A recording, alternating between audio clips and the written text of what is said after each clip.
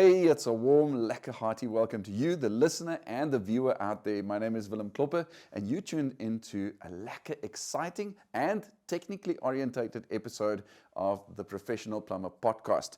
Now, as usual, with me for this Professional Plumber Podcast and these technical orientated episodes and discussions is none other than Mr. Richard Bailey. Richard, a lekker welcome to you as well. Thanks very much, Willem. Always a pleasure to be here. We always talk about it, and it's one of those things we always look forward to. So thanks for having me, Richard. Okay, so today's episode is one of those that's going to take on a slightly different format again, because it's not going to be a typical question answer session like we usually do. Today we're talking about the dangers of plumbing. And before we go into our conversation, I want to tell our listeners and our viewers out there that it's not going to be a health and safety discussion. It's more telling you hands-on in the job what can go wrong, what has gone wrong. Richard, you've got quite a few stories to tell and experiences to share. But the fact is that plumbing is complicated, it's complex, and it entails a lot of knowledge, but it's also sort of something that is physically demanding. There is physical work that needs to be done. And when you work with tools and those kind of things, climb on ladders and those kind of things, there's always what we call dangers or risks associated with that. And that's, Richard, am I correct? That's what we're going to talk about today. Yeah, Willem, let's just talk frankly. When you approached me with this subject, dangers of plumbing, I thought, well, we can go through the whole formalized routine of saying, make sure your ladder's straight and make sure, this is we've done that. And I mean, I think the way to, I'm just going to talk about personal experiences, and that's all I can do. And really, there isn't any replacement for experience. And so you learn by making mistakes, and I've made many, and I've almost paid very dearly for them. Sometimes it's quite dear, but here I still am, So I think let's try that approach, and let's see how that works out. Fantastic. Listen, before we delve into that conversation and do it that way, like you just suggested, for our listeners and our viewers, we're going to cross over to a quick ad break. I urge you and actually encourage you to stay tuned for the ad break. Please listen and watch these ads. They are for your interest and for your benefit. Richard and I will be back right after the ads.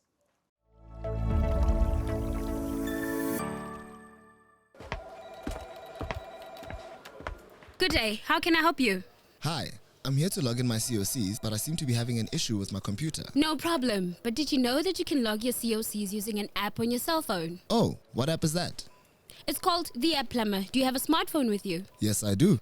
Oh well, let me show you how it works. Not only can you access your PIRB profile on the App Plumber, but you can also earn CPD points while exploring the plumbing industry in the palm of your hand. Download the app from Google Play Store and join thousands of other happy users.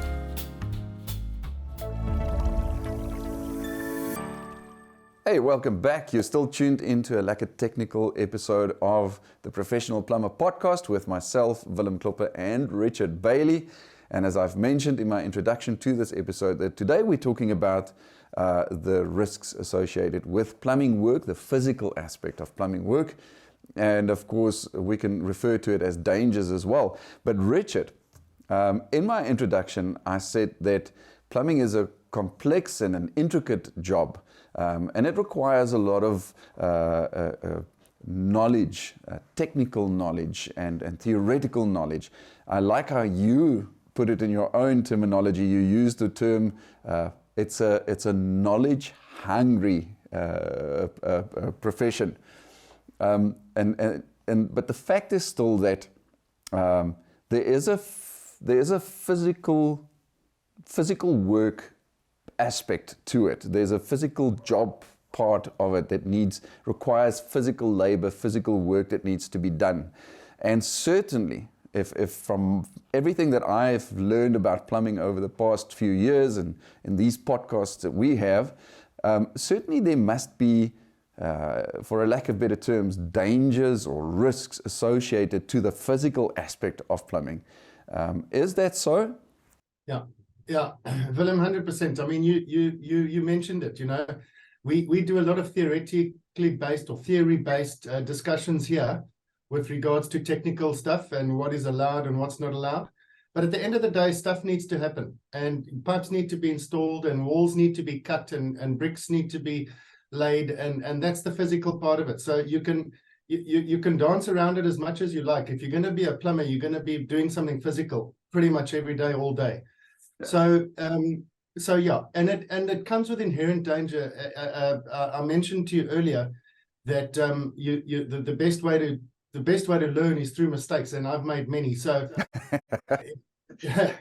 and that's really, I think, the experience for having gone through these close calls and not so close calls and injuries and so on is really something that it makes you stop and think before you carry on. So the experience from that is quite valuable, I think.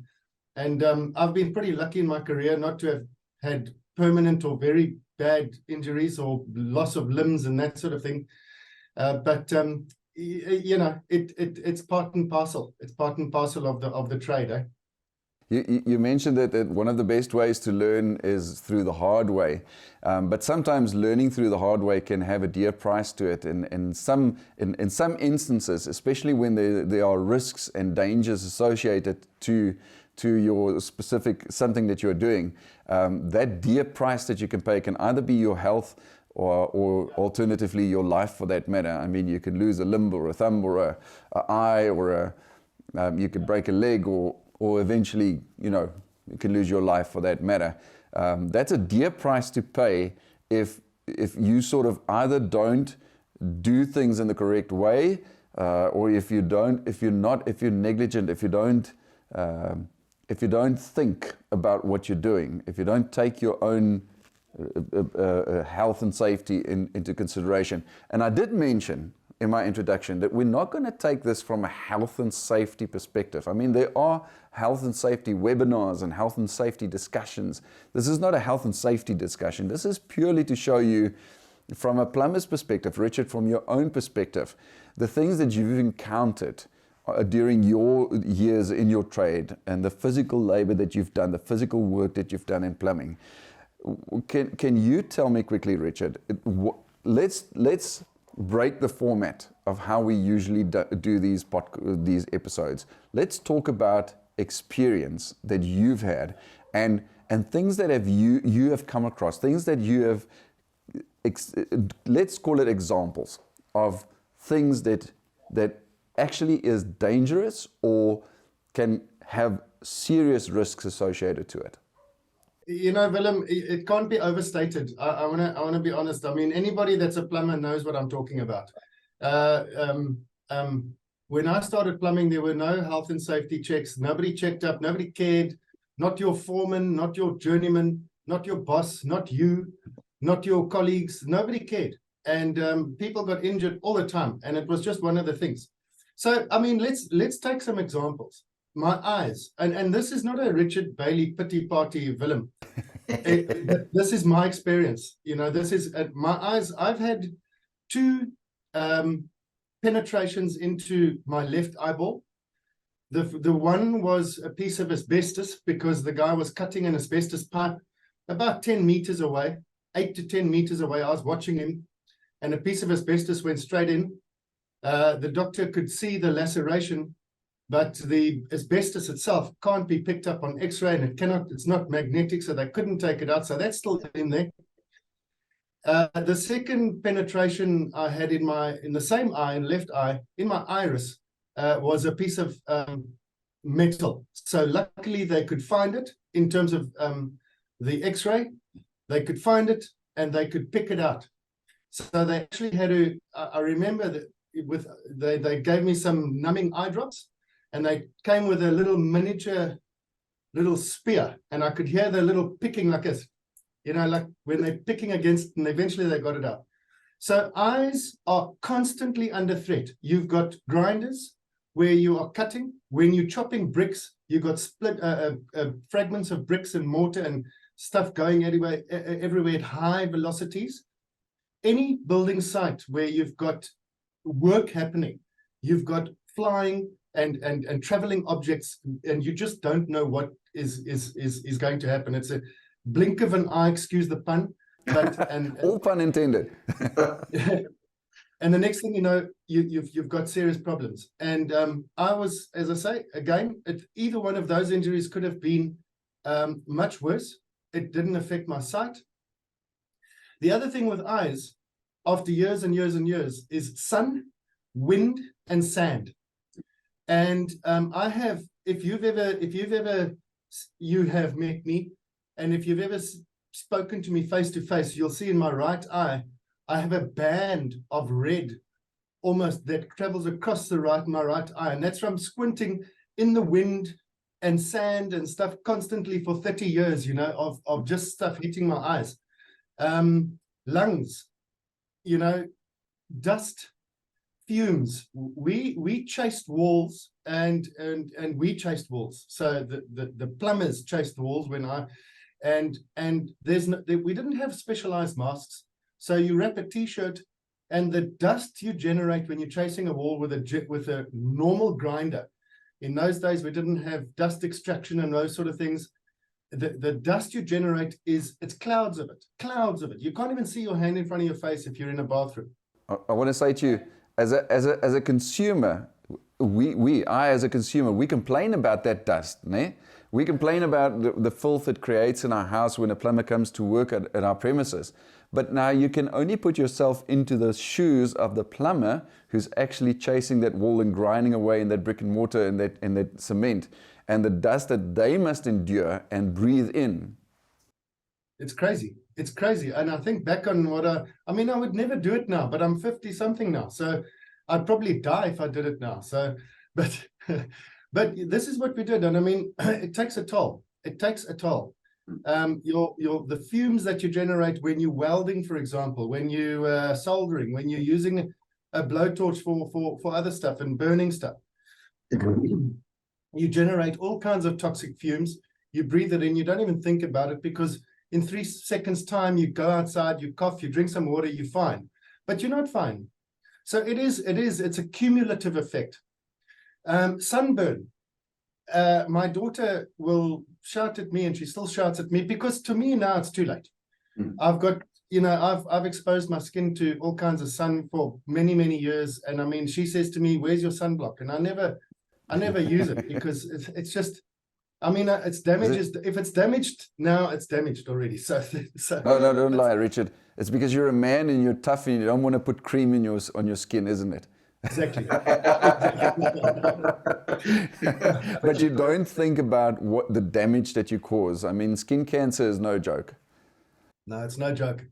A cousin of mine had skin cancer, and it's a melanoma. It's not a joke. So it is something that's actually, if I'm honest with myself and honest with you, it is worrying. It is something that I worry about. But it's one, we cross that bridge when we get to it. Yeah. I suppose. So sunburn is a big thing, because if you're gonna spend 20 years of your life in the elements, it's something to consider, and it is dangerous. Excuse me, I'm a little bit sick. You might have to edit some of this. We'll go into an ad break quickly, Richard. Let's do that. Let's take a quick ad break. Give Richard a chance to quickly clear his lungs. We was just talking about lungs.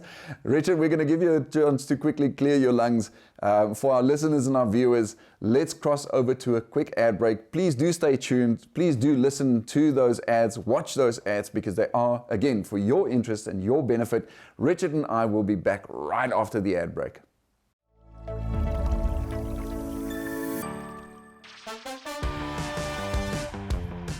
It's an exciting time to be a professionally registered plumber.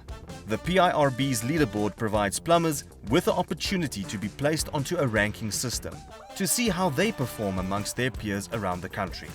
This ranking system enables both plumbers and consumers to identify top local plumbers and monitor their performance nationally and regionally.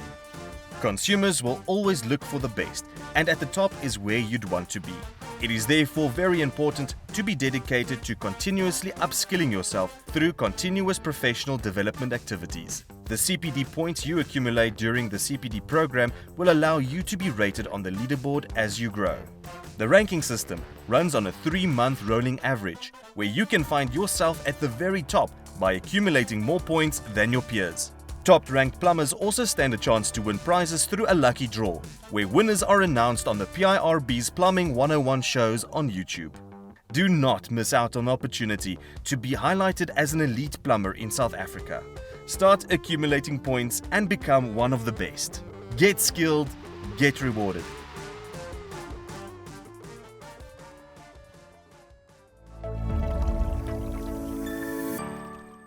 Welcome back to this technical episode of the Professional Plumber Podcast with myself, Willem and Richard Bailey. Today's episode is all about the risks and dangers of the physical aspect and the physical work of plumbing. Yes, we said that plumbing entails a lot of technical and theoretical knowledge that you should have. It's a complex profession, but it entails a lot of physical work that needs to be done. You work with your hands, you work with tools, you work with machinery and those kind of things. You work under specific conditions like climbing on ladders and those kind of things. And all of those have risks, and let's call it, I don't want to use the harsh word dangerous, but it has some dangerous aspects to it. Richard, and just before we went into the ad break, we were discussing a couple of examples of things that can go wrong and that pose risk in the plumbing, the physical aspect of plumbing. You mentioned a few examples of things that happened to you. You had some pieces of metal shards and asbestos shards that have gone into your eyes. You've got permanent damage in one of your eyes of not only that, but also the exposure to this like wind and sand and dust and those kind of things, and the sun and those kind of things. We were talking about lungs, and we were talking about skin surface burns and those kind of things, sunburn. But I want to ask you if we can continue on that. Let's continue on a couple of things that you can give us examples of what can go wrong, what pose danger and risks, and even more examples of what you've endured, because it's always good to hear from the horse's mouth. I mean, every plumber that listens to this and that watches the show is going to associate with what you are saying. And we are trying to reiterate the fact that you must take care of yourself when you are in the plumbing trade. So, I mean, we can move on to some of the more obvious things. Things that you would almost naturally associate with working with your hands. You mentioned it earlier, working at height. It's a big thing now. All your occupational health and safety videos, they talk about working at heights. As I said, when I was younger, nobody gave a damn. You went up or you didn't go up, and if you didn't go up, well, then you can't do it. You were deemed, well, you're not really worth much. So you go up. You're not fit for the job if you can't climb up the height. I mean, look, buddy, you want to do it or you don't want to do it. I mean, it's your choice. So if you don't want to do it, well, I don't know if this trade is cut out for you, sort of thing. So, I mean, I've got a serious phobia of heights. And the only way to overcome it, and over the years, is just to go and just to do it. So I've fallen off roofs. I fell off a roof and I landed well, and nothing happened. Then about 8 years ago, I fell through a roof, right through a flat roof, and I broke my wrist and my ankle at the same time. I missed the guys. It was inside of a garage, so it was on top of a garage. Went through, truss broke, and I landed about 100 mil away from an upturned garden rake. So again, lucky, it could have been much worse. Cuts, Willem, cuts from everyday tool usage. You work with knives, hacksaws. Believe it or not, you're in the field, you're trying to cut something, you see a nice little YouTube video of somebody who have got a pipe in advice and it's got all nice and he's got gloves, and it doesn't exist. You're in the field. That's not how it works in the real world. That's not, you don't take that bench with you and that bench vice grip with you when you are on site. You don't have a bench vice when you're on site. The number of scars I have on this knuckle particularly, because you hold a pipe and you're cutting with a hacksaw and then you slip and you go right down to bone. It's probably happened about 3 or 4 times in my life. And it's the same, pretty much the same area of the back knuckle of my left thumb. The pipes themselves, once you've cut them or threaded them, they're sharp. And if you're using galvanized piping or whatever the case may be, you put hemp on, you tighten the hemp, you cut your hands quickly, same as copper. So cuts are every day. The other thing that I've experienced is a very, very, very bad laceration from sanitary ware, broken toilet. I fell into a pile of into a pile of a toilet that had been broken. So you've got a pile of sharp sanitary ware. And we're talking about ceramic, porcelain shards. It's as sharp as glass. Yeah, it's razor blade stuff. So, and it went in just under my armpit here, and just missed, I don't know how the hell I survived. I really don't. The left elbow from that same fall had a piece in it, which is still in there, which they can't bloody get out, which I haven't bothered getting out. And it's just crazy how you go through life and you just don't know how you've survived. That was probably about 1.5 inches deep. It was like more of a stab than it was a laceration. Sheet metal.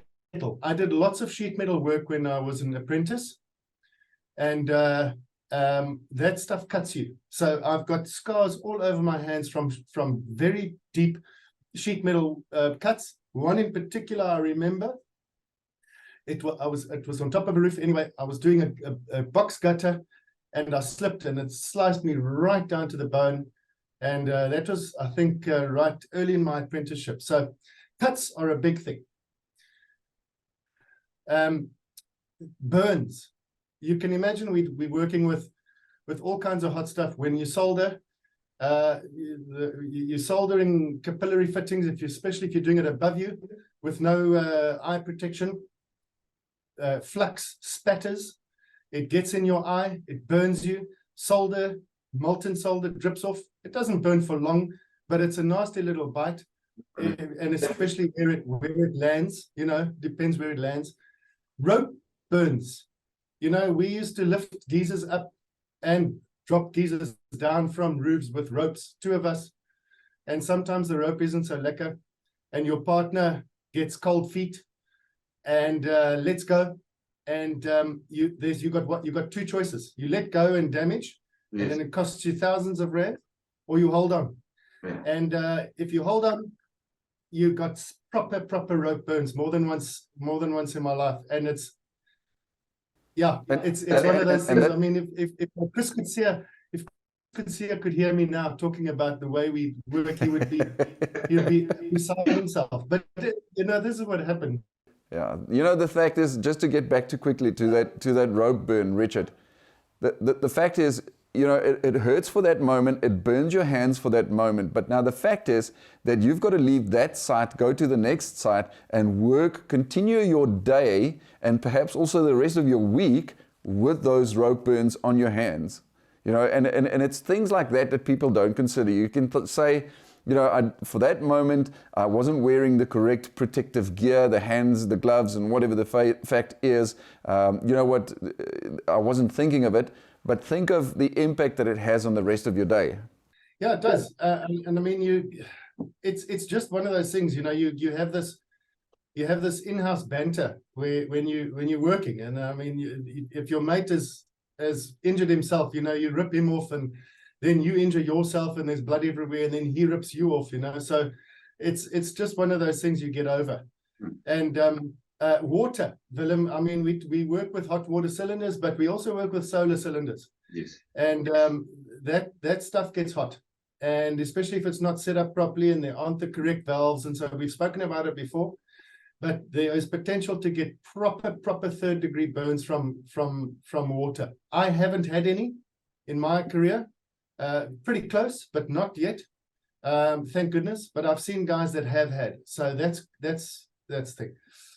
I mean, then we talk about power tools and hand tools.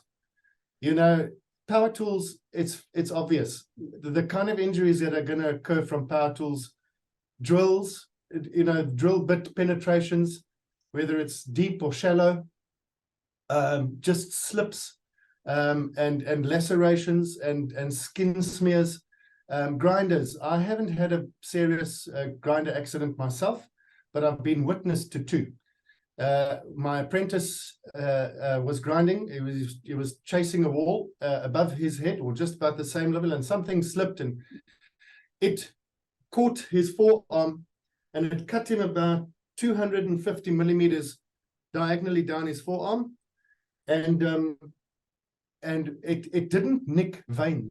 I don't know how, but it just opened up like that, and you just saw this vein, like right there on the surface. It must have depressed the vein, not cut it, but he had this 200 mil long cut. And the other guy was an electrician that I was working with on a site. Somehow he was on a ladder cutting. Something slipped, it dropped, it swung, and it cut off his Achilles tendon, clean off, the grinder. So it cut his Achilles tendon clean off. And so those are just, you know, it's again, blink of an eye, and you don't know what happens. Richard, I want to continue about the power tool specifically, and I know that there are a couple of other examples that you want to mention. We have to go into a quick ad break.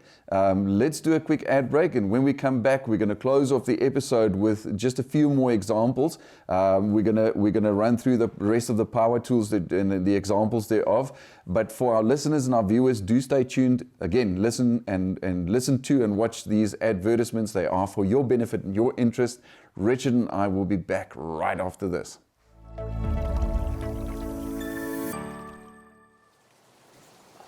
Shifter? Ja, thank you. My bro, this CPD of this is a complete waste of my time. I know this thing very well. It's in my blood. I pride myself in this. I don't need help from a bunch of paper pushers while I'm doing the real work. Are you someone who thinks, it can never happen to me? Are you someone who does not consider the long-term effects of not being willing to learn more? CPD is not in place as a burden to the plumber, but rather as a mechanism to ensure that you remain up to date and current with new material, products, standards, and of course, ways of doing installation. In addition, the CPD Rewards program's intent is to ensure that you receive great rewards while in pursuit of becoming a better version of you, for the benefit of yourself and that of your customers. So here's how it works.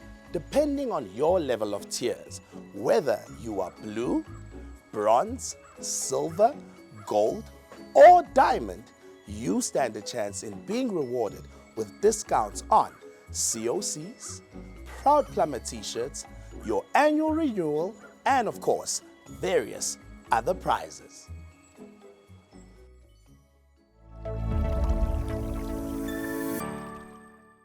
Welcome back to this technical episode of the Professional Plumber Podcast with myself, Willem and Richard Bailey.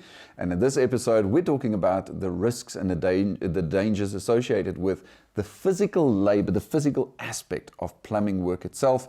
Before our ad, we were discussing quite a few examples of those risks and dangers. Richard was, telling us examples of what can go wrong and what he's witnessed going wrong and what he's experienced himself going wrong. Richard, we were still talking about power tools. You were talking about the 250 millimeter laceration that one person had endured or suffered. from a grinder. You also spoke about the Achilles tendon that was cut off right off on the other occasion that you witnessed a grinder incident. But I want to quickly continue with the power tools before we move on to the next couple of examples that you have for us. Yeah, so I mean, it's too numerous to mention, but grinders are something you use often. Drills are something you use often. There's a plethora of other power tools that we use as well, which all have inherent dangers. The other thing which happens quite often is a drill twist. And if you've ever drilled into concrete to try and create large diameter holes, not so much small diameter, but bigger diameter, and especially if you're not standing, and the drill will bind and twist, and it can properly hurt you. Because number one, it can hurt your wrists, which has happened to me a number of times. Number two, it puts you off whatever you're standing on. If it's a ladder, you're off. If it's a scaffold, you better hold on, etc. So it'll put you off. And because modern drills will probably have a clutch mechanism, but those big old Makita manual drills that we used, those didn't have any. So anyway, drill twists are a thing. And we don't call them power tools for no good reason. Hey, they've got a heck of load of power. So when that gets stuck and it twists and turns, it takes you with it. Yeah. Jackhammers. You talk about hearing damage. I've got tinnitus. I've had tinnitus for 15 years because of bloody power tools. So it's crazy. Ear protection and eye protection. But then, Willem, let's talk about hand tools. Hand tools are what you would probably use 80% of the day if you're a plumber. Tools in your hands without power. So spanners and screwdrivers. Yeah, all the hand manipulated tools that haven't got power associated with them. Hammers. I know that these days it's different, but I spent 25 years of my career chopping holes in walls with a hammer and chisel. I've broken my left knuckle twice, and it because you slip and you miss and you hit your hand gets squashed between the wall and the hammer. So it depends where you hit, how you hit, and how tired you are. Because if you're tired, you miss.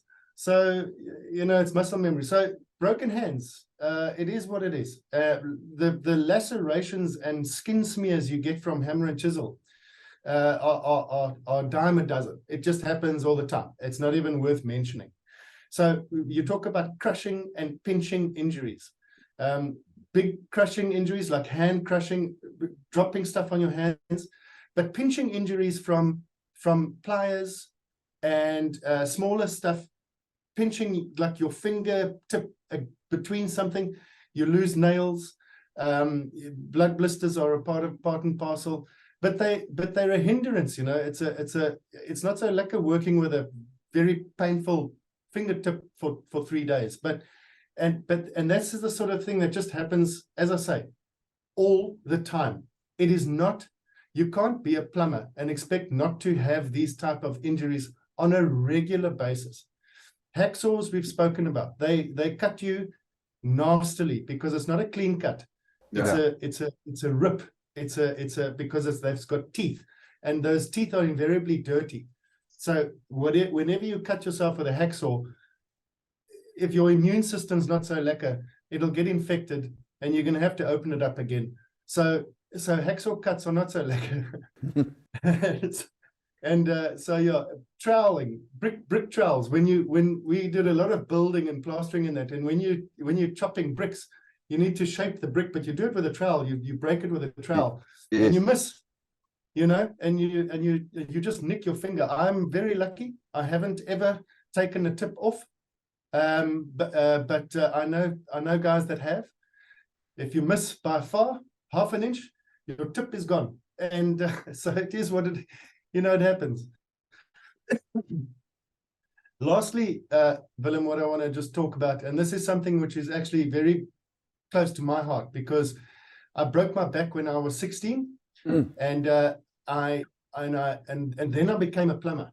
And of course, being a plumber, you lift every day, all day, geysers, bags of cement, sandbags, Heavy toolboxes. and so I did my back no favors. So lifting heavy stuff is something that everybody's going to warn you against, and you use your legs and this and that. In real life situations, sometimes you either lift this now, or there's consequences, or it's going to get dropped, or you don't get the job finished, or whatever. Exactly. You got to lift it, and it hurts. It hurts, and I've been down with back incapacitated for weeks on end because of my back, and it's a terribly painful thing. And so that's a big thing, is lifting stuff, holding it incorrectly, trying to be brave, trying to be smart. And I was always one of those guys that I always had to outwork everybody. Because I never spoke very much, but I just worked harder than anybody else. And that meant lifting heavier stuff, chopping bigger holes, and just continuously doing it. And that's just my makeup. So I injured myself all the bloody time. And my back, I eventually, after years and years and years, learned to not do it. So I haven't had bad back injuries for about eight years now. So touch wood. And that's pretty much it, Willem. We can carry on. The other obvious hazard would be on an electrical hazard. Yes. Especially if you're working with geysers, and you often are forced to put your hands on the electrics. We've known of, not personally, and I don't know anybody personally, but we've known of some deaths that has occurred when plumbers are working on geysers, electrocution deaths. Yeah, I think there was about the number of times. I mean, we've all been shocked. We've all had shocks, but a shock can kill you. It's just, is it your time or isn't it? So any one of the shocks that you've had or I've had could have probably killed us, and we're just lucky. So again, it's inherent, and you just got to keep your wits about you. Yeah. You just got to be vigilant and be aware of what you're doing and where you are, and what you're about. Where are your eyes? These things are valuable. Trust me, I know. And your lungs, your hands, these things, you've got to just look after them, man. Richard, you see me smiling, and you heard me chuckle a couple of times when you were giving these examples of how you got injured and the stupid, silly ways in which you got injured. And it's like that, we find some sense of humor in it. It's almost as if our guys and the plumbers get together and say, hey, you know what? We've all been to site, which is actually like a battlefield. So come on, let's share our stories and our experiences of how we got injured, and let's compare our scars. Check this scar here and check that scar there, man. And yeah, I'm so tough and I survived it. Yeah, man, been through battle. And we sit and we have a good laugh about it. And as humorous as that may seem and be, it is actually very serious, because if we come to think of it, if we come to that conclusion that, if you get injured or you fall ill in your occupation, in your trade, it can have a detrimental impact on your business. How? Because, think plumbers. For plumbers specifically, no work, no pay. Now, if you've injured your back and you can't work, if you've broken an arm or cut yourself too deep and, your eyes, you go blind or something like that, how are you going to do plumbing if you're blind? You have to fix things, you have to apply things. We don't think of it in that way. We think of how tough we are. Hey, man, you know what? I'm strong enough to lift that thing, so I'm just going to do it. Or, I can survive a little cut from a hacksaw, on my knuckles or whatever the case may be. I'm strong, I'm tough. Yeah. But we don't think of the effect that will have on our businesses. Remember, it's also a matter of fact that if you don't keep yourself safe and you can't work and run your business and manage your business, remember, you've got employees. You've got people whose salaries depend on your business and the survival of your business. Yeah, for sure, 100%. No, the stories I'm telling you now are back in the silly days, and it's not right. It's not right. It's not the correct way of doing things. As I said earlier, I just wanted to relay some experiences, some personal experiences. This is stuff that can happen. It still does happen. If you go to a regular site now, I'm not talking about a big construction site where it's very well controlled, safety and health wise. If you just go to a regular house renovation now, the health and safety is not there. So the guys that are doing renovations and doing showers and this and that, we're still doing it like the old school. You still expose yourself to all kinds of stuff. I mean, go and do a bathroom and come out injury free. I'll give you $1 million right now if you come out injury free, or if you go do a bathroom. You will injure yourself, and it can be nasty injuries. So yeah. But just look after yourselves, guys. Richard, again, as always, I thank you for your time and your effort.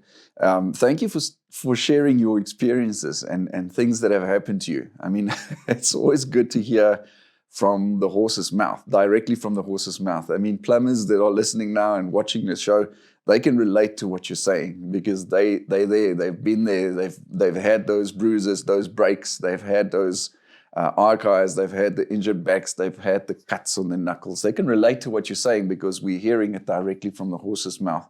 So again, to you, Richard, thanks a stack for your time and your effort. Only a pleasure, Willem, as always. Now, to our listeners and our viewers, that concludes this show. We have run out of time. It's definitely a topic that Richard and I will address again in a follow-up episode, maybe bringing somebody to chat about health and safety, occupational health and safety, specifically in the plumber trade. It draws a conclusion it comes to an end of the conversation between Richard and myself. But to you, the listeners and the viewers, the show is not over for you yet, because right after this, we're bringing you some industry announcements. From Richard and I, goodbye, take care, we'll see you at the next time. The PIRB's National Roadshow is going to the Western Cape in September. Join us on the 13th of September at CTM in Worcester. On the 14th of September, we'll be at Build It in Cape Town. See you there. Don't miss out on the Gauteng Plumbers Evening and Mini Expo tomorrow, the 7th of September. The event takes place at the Department of Development and Infrastructure in Tulisa Park, Johannesburg from 6 to 8 p.m. It promises to be an interesting and exciting event.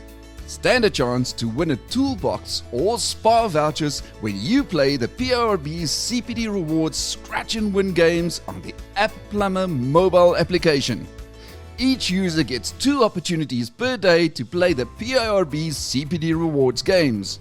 The higher the level of CPD tier you maintain, the grander the prize you stand a chance to win. Download the App Plumber today and play Scratch and Win.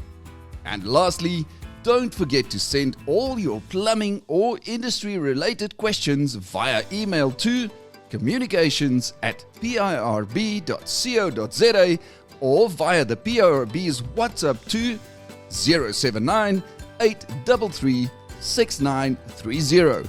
We'd love to answer your questions on our show called On the Couch.